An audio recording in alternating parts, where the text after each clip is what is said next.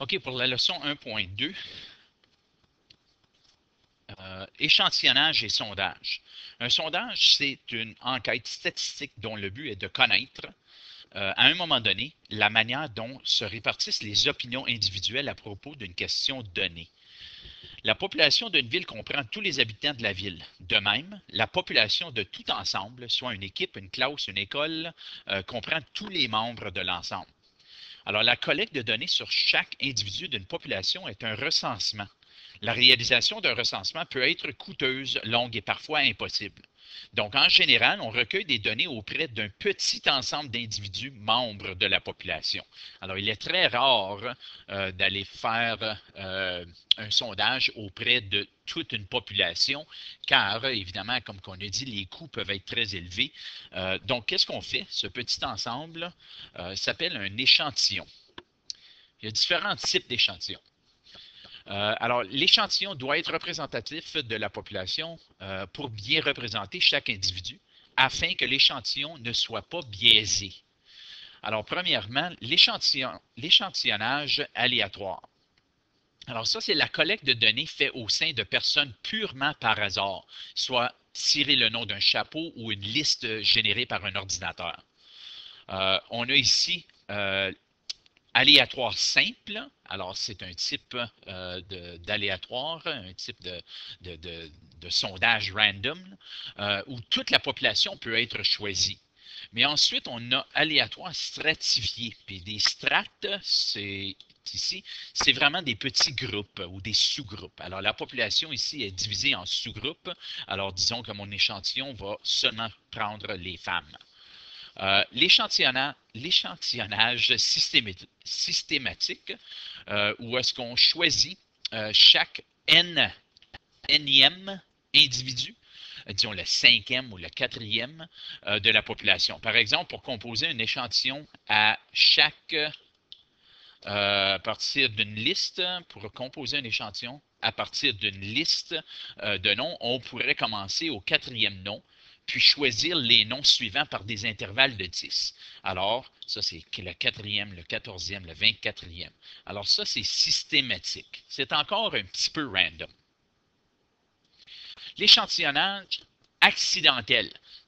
Dans ce type-là, on ne choisit que les individus qui sont faciles à échantillonner. Par exemple, aux élections, les sondeurs se postent à la porte des bureaux de scrutin pour demander pour qui avez-vous voté. Alors, c'est accidentel. Il y en a qui vont vouloir répondre, il y en a qui vont ignorer, qui ne répondront pas. Encore, c'est un petit peu aléatoire. L'échantillonnage par choix raisonné. Alors celui-là, c'est la personne qui fait l'échantillonnage choisit un échantillon fondé sur sa connaissance de la population.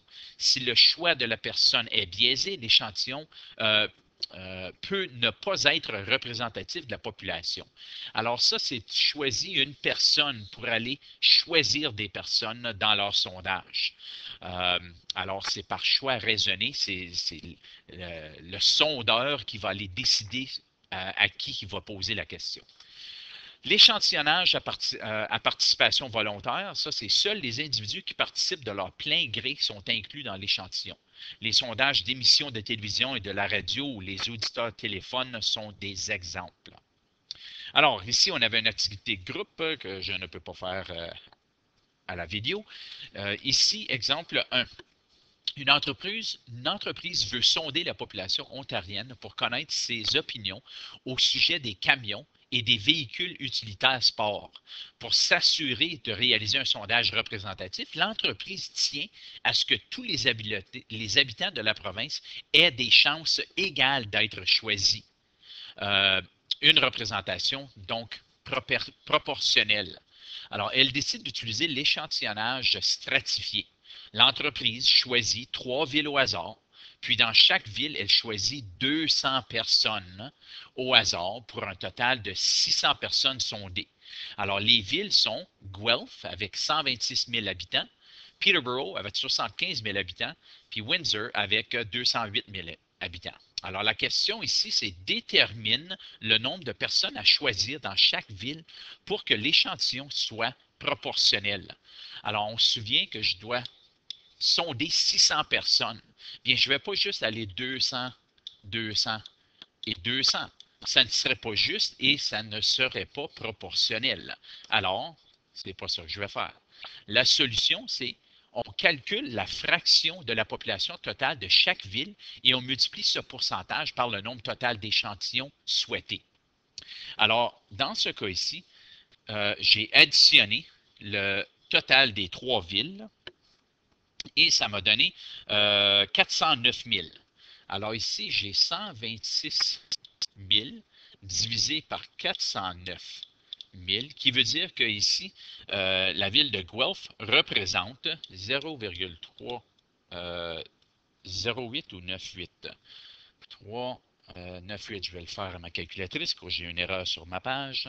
126 000 divisé par 409 000 donne 308 ou, on va arrondir, 31% de la population. Alors, 31% fois 600, ça va me donner ici, puis ça aussi, je l'ai bien fait, fois 600, ça va me donner 185 personnes lorsqu'on arrondit. OK? Alors, à Guelph, je vais échantillonner, voyons, 185 personnes.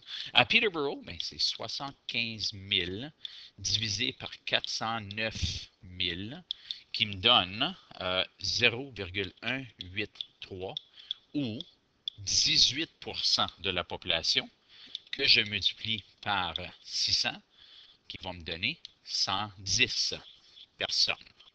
Maintenant, je pourrais faire 600 moins 185 moins 110 pour me donner le dernier chiffre qui est 305. Ou je pourrais faire 208 000 divisé par 409 000 qui va me donner que la ville de Windsor occupe 0,509 ou 51% de la population fois 600 va me donner 305. Alors, il faudra choisir, puis je ne vais pas tout l'écrire, mais il faudra choisir 185 personnes de Guelph, 110 personnes de Peterborough et 305 personnes de Windsor.